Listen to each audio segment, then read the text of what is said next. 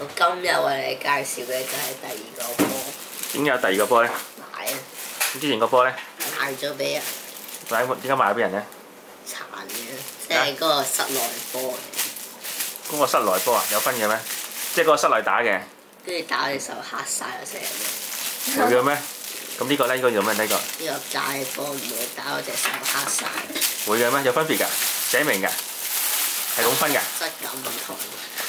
係咩？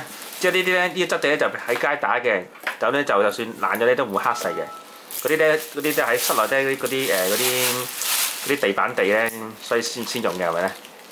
咦有分我都唔知喎，原來你點知㗎？邊個話俾你聽啊？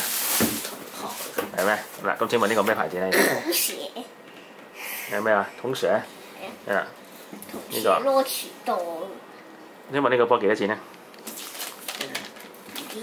269。哇！咁正價咧？冇。冇正價㗎。269啦。你話佢有假價嘅？知。係咩？好啦，咁仲有啲賣呢個做乜事啊？呢個自己買。買嘅幾多錢咧？26。呢個唔係。第二度買。佢鋪買。因為佢好賣㗎。好啦，咁轉過先下先。同之前嘅喎，咦係喎，呢檔都唔同喎，呢個真係。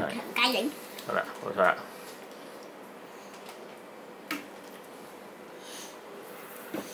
幾時開封咧？開封未啊？開咗啦。開咗㗎啦。用過啦。用過嚟啊！咦出聲啊！咁梗係污糟，咁大家唔爛嘅啲。哎呀出聲嘛！張台點解要抹台？陣間食飯啊！哎真係。好，封面影睇。獨隻雞咩？呢個咩啊？太 speed 啫嘛，用正常啫嘛。